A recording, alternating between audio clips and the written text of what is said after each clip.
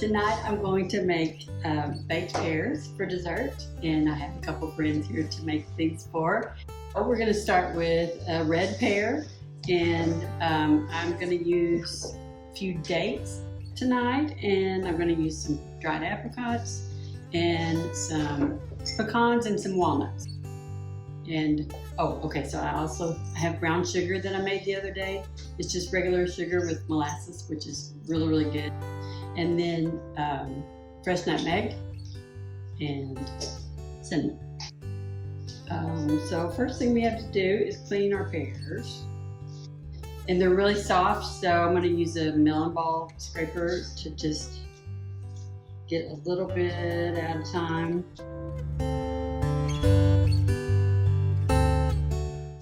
One pear per person. I'm using walnuts and pecans.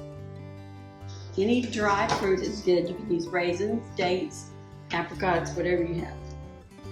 It's fun to have a recipe that you really want to cook and you go and you buy all the ingredients and they're special, but it's also fun to just open your kitchen cabinet and start cooking. I'm going to use about a teaspoon of cinnamon or more.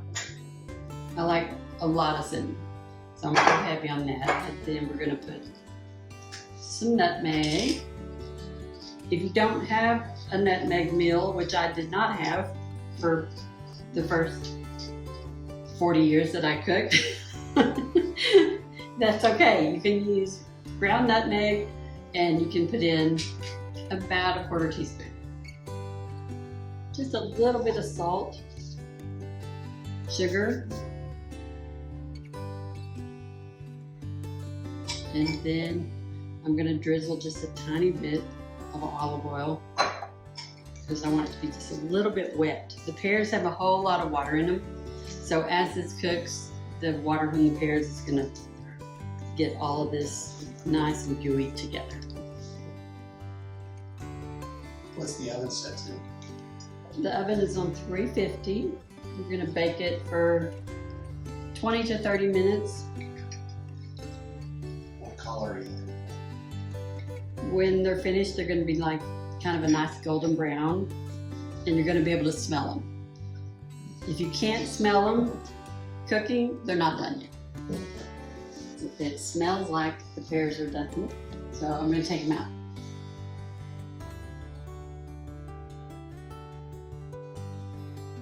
Oh yeah. So they're nice and bubbly. I'm going to serve these in some of my favorite dishes on the planet. These are Francoma dishes. These were my grandpa's. I'm just going to top them today with a little bit of maple syrup, which is good on everything.